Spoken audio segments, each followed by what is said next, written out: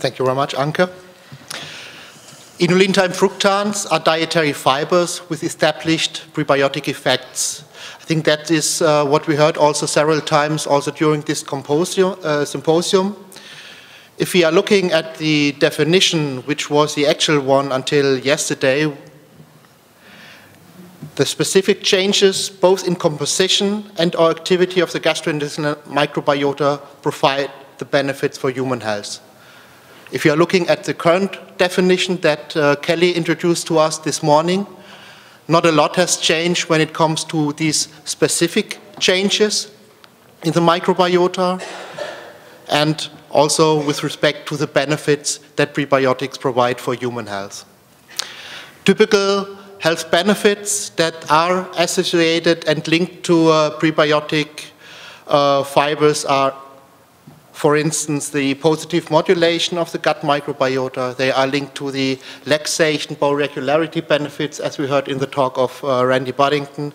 They are linked to satiety, energy intake, and body weight management effects, or to mineral absorption and bone health. And I think for this particular aspect, mineral absorption, bone health, inulin-type fructans are even known as the fiber with the best evidence basis, so including huge studies, NIH-funded studies, 1 year long, looking at bone mineral density effects.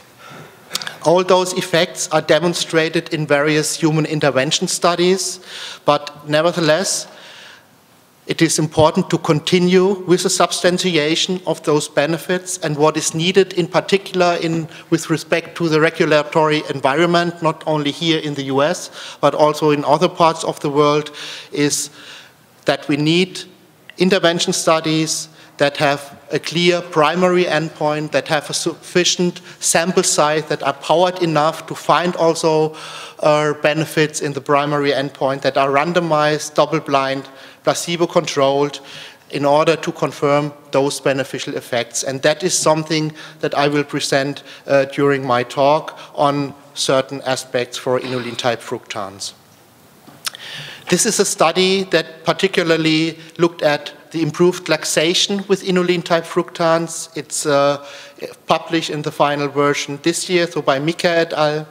And this study was conducted according to recent guidance for investigating bowel function. It was carried out as a randomized, double-blind, placebo-controlled intervention study, and this study was our pivotal study for the positive EFSA opinion for inulin-type fructans and improvement of bowel function, and finally the approved EU health claim. The design of this study was that 44 healthy subjects participated, characterized by a low stool frequency. They received in a crossover design either inulin or maltodextrin in 3 portions per day of 4 grams, and the primary outcome parameter for which this study was designed for was stool frequency, and the intervention duration was 4 weeks. This is the main result of this study. So on the primary outcome, here you see the stool frequency. On the blue bar, the result for the maltodextrin, and with the inulin intervention, you see a significant increase in the stool frequency of about 1 additional bowel movement per week. We did not only look into stool frequency as the primary outcome, but we included also other measures as secondary outcome. For instance, we looked at the quality of life, and in order to assess that, we used a validated instrument, the PAC-QOL. And this is a health-related quality of life questionnaire for subjects with constipation. From this questionnaire, we were particularly interested in selected validated test blocks, so the physical discomfort and satisfaction dimension. And important to know is the lower the score, the better rated is the quality of life. And that is essentially what was shown here for the satisfaction score. So with inulin, we had a significant or an almost significant improvement of the satisfaction during the inulin intervention compared to the placebo intake. So this was I think, a well-designed human intervention study that confirmed the effects of inulin-type fructans on improvement of bowel function. We found a significant increase in stool frequency per week during the supplementation with inulin, and this positively impacted the quality of life. As I mentioned at the beginning, the health benefits of prebiotic intervention are attributed to their selective fermentation that results in specific changes in the composition and or activity of the gastrointestinal microbiota. That's what we were also asking with this next step. So does the prebiotic effect and this selective fermentation play indeed a role for the benefits? In order to address this question, we did a comprehensive characterization of the microbiota shift by applying next-generation sequencing, so 16S rDNA microbiota profiling and matching metabolomics analysis. This analysis was based on fecal samples that were obtained before and after intervention of the both intervention period of the Mika et al. Study. And these fecal samples were then used, as I mentioned, for corresponding phylogenetic profiling. The results from this additional analysis have been published just recently in the journal Gut, and the analysis has been carried out in collaboration between Professor Raas and Professor Christine Verbeke from the Leuven University in Belgium. So what was done was actually an ecosystem-wide analysis of the effect of a dietary intervention with prebiotic inulin-type fructans on the gut microbiota, and what was found is that among the 300 genera detected, the abundance of only 3 genera significantly changed with inulin intake. So, and these 3 genera that changed were the old suspects. So it's Bifidobacterium on the one hand side, and it's Anorostipes, and what was found to be decreased was Bilophila. Let us now do a closer look into the gut microbiota changes that we found, together with some mechanistic hypotheses that were underlying those microbiota changes. Bifidobacterium have a selective advantage in that they primarily ferment inulin-type fructans, and this provides a competitive advantage to Bifidobacterium. Anorostipes is a butyrate-producing genus, and among this genus, species are known that can either directly also degrade and ferment fructans, or that can thrive and grow by cross-feeding, from the inulin, based on the inulin degradation effect from Bifidobacterium. So this increase that we found for Anorostipes really makes sense. Let's look at Bilophila. Bilophila means bile acid loving bacteria. So, and we found a decrease in these bile acid loving bacteria. How this could be explained from the mechanistic hypothesis. With this increased fermentation of inulin by Bifidobacteria and by Anorostipes, you get a production of short-chain fatty acids that alters the colon environment and reduces the pH in the gut lumen. So, and this decreases the competitiveness of Bilophila, and perhaps, this is just an hypothesis, together with an altered bile acid metabolism changes the overall environment for Bilophila. So this could also explain the reduced abundance of this known pathobeyond Bilophila. We were then asking if this change that we found in the clinical physiological outcomes and the changes that we found on the microbiota changes were linked to each other, and this was investigated in this correlation analysis. And in fact, we could show that the decreased Bilophila was linked or associated with softer stools, with a reduced discomfort and with an increased satisfaction that we observed in this POC quality of life questionnaire.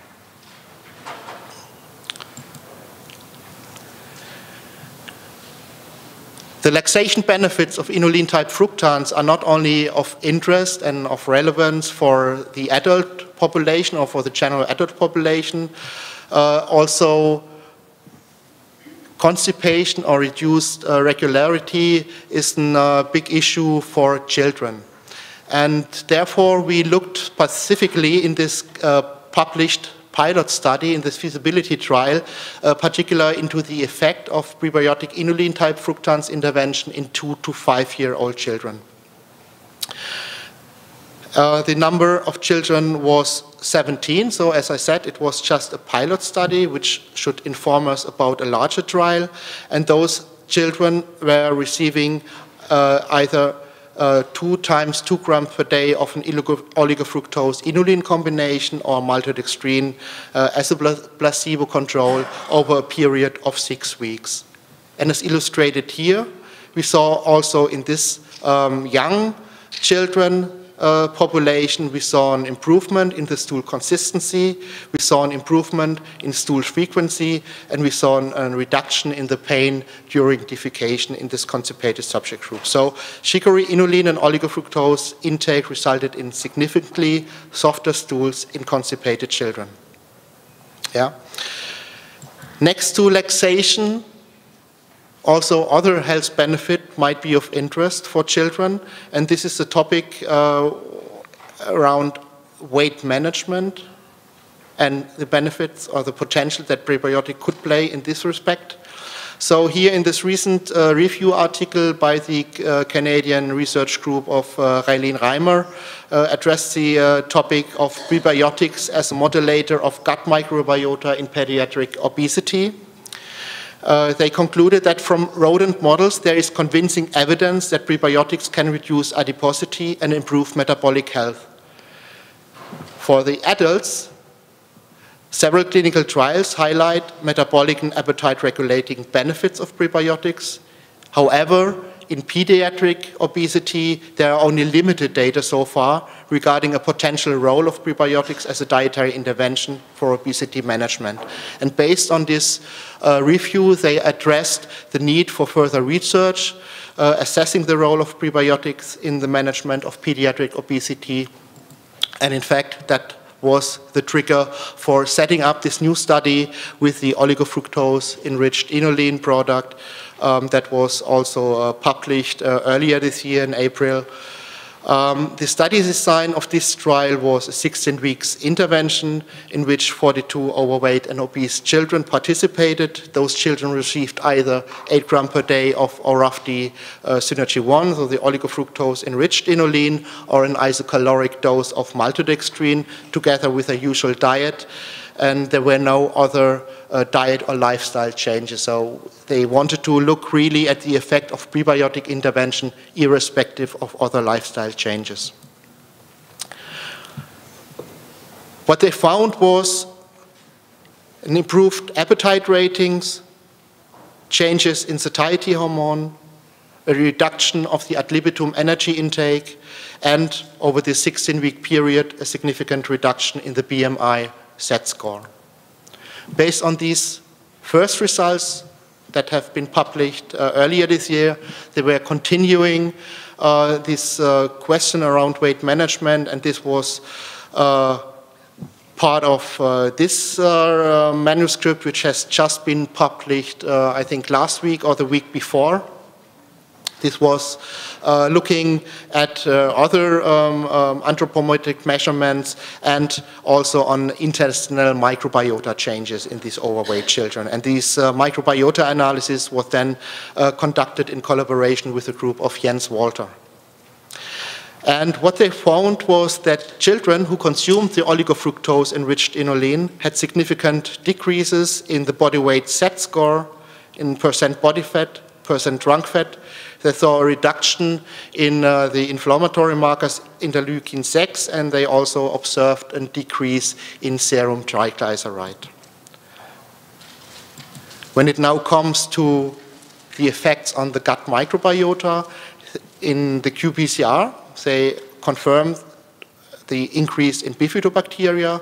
From the Illumina sequencing, they also found this significant increase in species of the genus Bifidobacterium and a significant decrease in Bacteroides vulgatus. I think that's one particular bacteria which we also heard in the talk of Leo Dielemann before.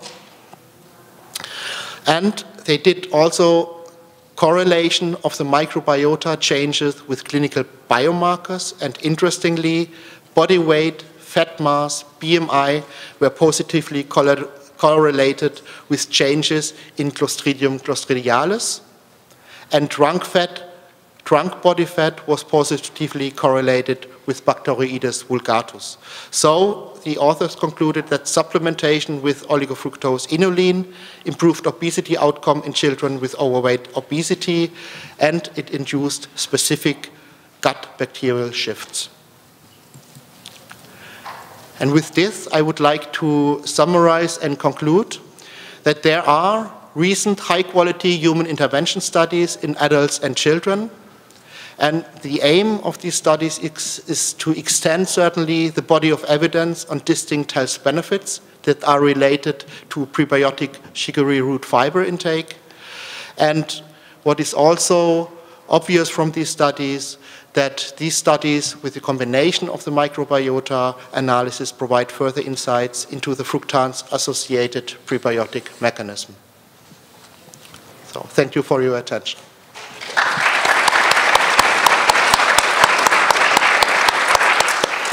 Thank you very much, Stefan. Perfect in time. So we have time for a few questions. Just in the two studies you presented on laxation and the one study Dr. Buddington presented, am I correct that bowel movement frequency was the primary variable, but stool output was not assessed? We did not assess stool output, okay. yeah. I agree with Dr. Slavin. Stool output is the most important measure. And it's problematic to do frequency alone, because if you increase bowel movement frequency by 1 per week and you don't increase stool output, then by definition each bowel movement is smaller and potentially harder to pass. So I don't think that is necessarily representative of a health benefit. Yeah, let me comment. Stool frequency as well as transit time are accepted outcome parameters for improvement of bowel function, and that's why we selected this particular outcome.